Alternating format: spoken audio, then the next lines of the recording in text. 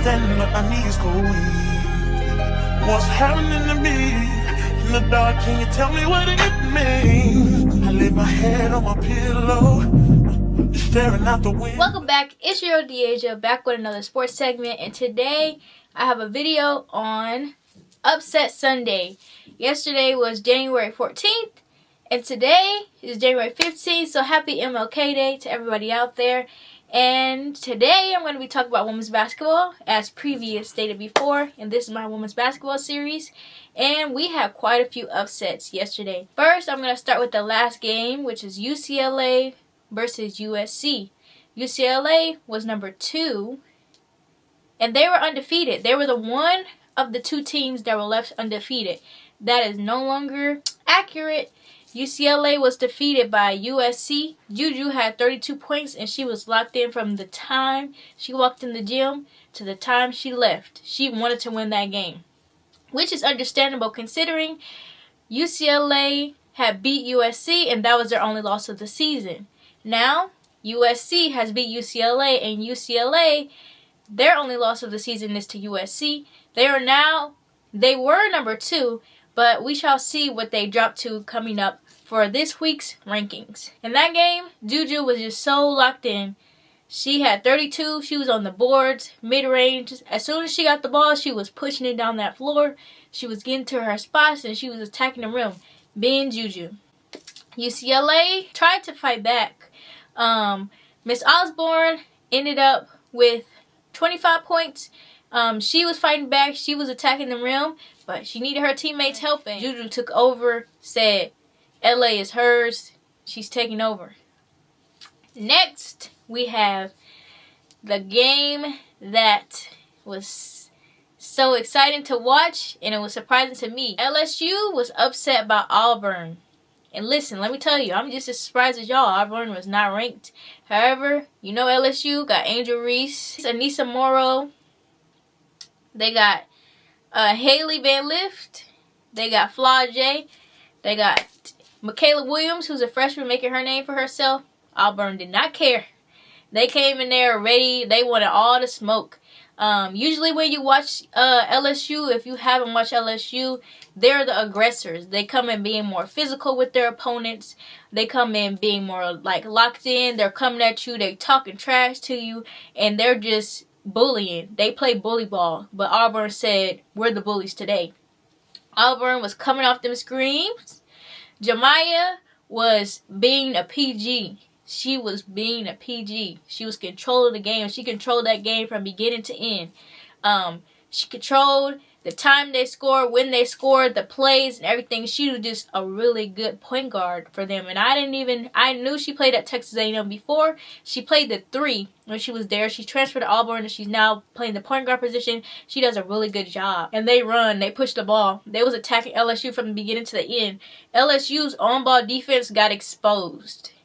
Literally got exposed. They coming off them screens, and LSU was so screenable. Haley Van Lith was so screenable. They kept attacking her.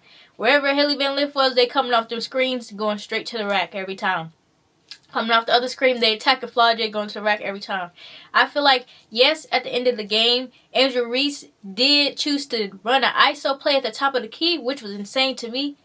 But that wasn't the problem throughout the game. The problem throughout the game was their own ball defense. I don't know if LSU is trying to solely rely on their bigs to protect the rim, but you have to guard the ball. LSU did not guard the ball well. Auburn's guards were getting whatever they wanted. Coming off the screen, mid-range. Coming off the screen to the basket. They were getting whatever they wanted. LSU's on-ball defense, once again, got exposed. Sure, Kim Mulkey is going to go back and watch film and be like, we need to guard the ball. Which she has said before, that she does feel like they're doing well, but their defense is not up to par. And maybe that's what she was talking about, because Auburn exposed them. Auburn rebound. They was not letting them get second chance points. Without them getting second chance points, that decreased LSU's chances of scoring the ball, and that their defense was locked in. Auburn was ready to go. What Haley Van Lith, hopefully she's transitioning into being a better point guard for LSU. In my opinion, I feel like she's too passive. And you can't be a passive point guard. you have to be demanding. So when Angel Reese got that ball at the top of the key and ran an ISO play for herself, or Kim Mulkey called an ISO play for themselves, however it went, no. Haley Van Lith should have came, got the ball. You can get your ISO play, but you're going to get the ISO play in the post. That's where your bread and butter is. Your Angel Reese never been a, I'm going to dribble you, I'm going to take you off the dribble, take you off the bounce and get to the rack on you. That's not her game.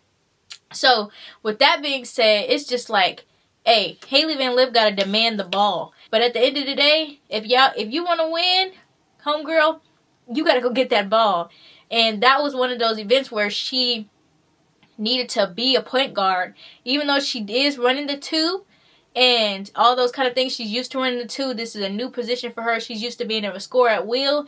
But when Haley Van Lith was at Louisville, she was demanding that ball. Whenever that shot clock was going down, she was coming and demanding that ball. Now, she just needs to transfer that from demanding the ball for her to score, for her to demand the ball as a point guard.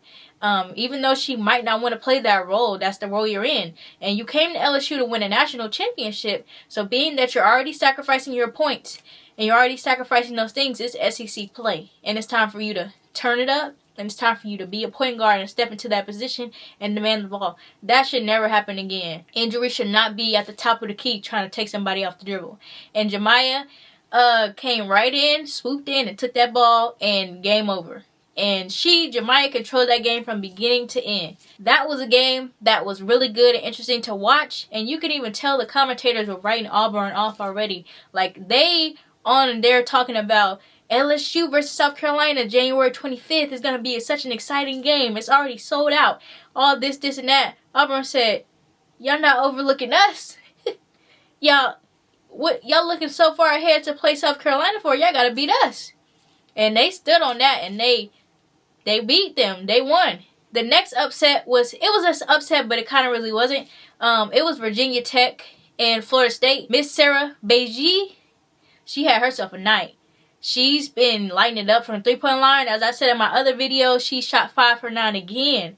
And she scored her season high, 30 against Virginia Tech. And she didn't come to play. She let it be known that they coming.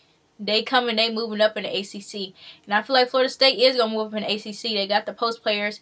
She's a shooter. She's a senior. I feel like she's like, yeah, it's our time. Florida State, it's time for us to go up. Those were the 3 upsets that happened. It was Upset Sunday. And then a game that wasn't an upset, but a game that made me realize, yeah, they're tough. Colorado. Miss Jalen, speed. Keep telling y'all, speed kills. She came in Stanford. She was attacking the mess out of them. As soon as she get that ball, speeding down the court. They got shooters. She's pushing it, kicking it this way, kicking it that way. She's hitting threes. She's good. She is tough. So be on the lookout for Colorado and what they do and the things that they do, because listen, they coming. And as far as the rankings, it's definitely going to be some things shifting around because people got upset. So these are the new rankings, January 15th. So to start with, South Carolina, still undefeated, the only undefeated team left now that UCLA has lost to USC.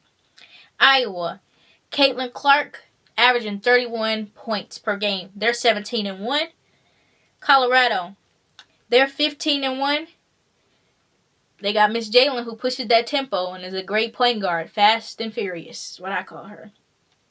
NC State, which NC State did fall because they had an upset game that they had lost, but now they're back up in the rankings. They're back. They're up number 4. They're creeping up.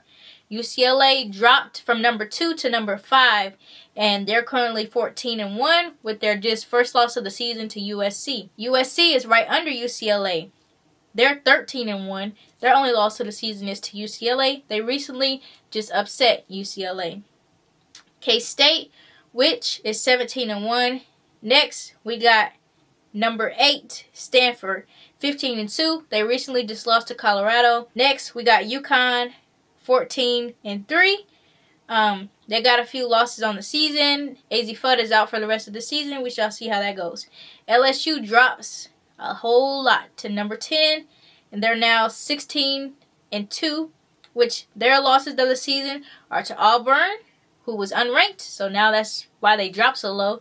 And now They also lost to Colorado, and Colorado is currently number 3. Next, we have Texas.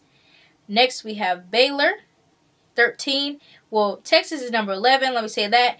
Baylor is number 12. Louisville is number 13. They're 15-2. Virginia Tech is number 14. They're 13-3. Just recently lost to Florida State.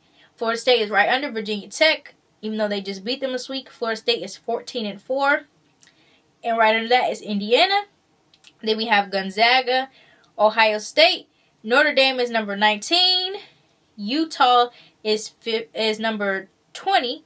Creighton is 21. Marquette is 22. UNC is number 23. Iowa State is 24, which I told y'all, Iowa State had them a week.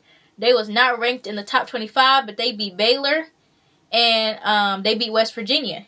And they knocked West Virginia out the top 25, and they done claimed they got their own top 25. UNLV, and they're 14-1. So those are the top 25 rankings for this week, beginning in January 15th. And I hope you guys are having a blessed day. I will be back with more content about women's sports. This is very fun and exciting to me, and see who else gets upset, and who else climbs the ranking, and who else is moving around. And I shall see y'all in the next episode of the NCAA Women's Deaja's Talks. Thank y'all. Peace. It's not that I don't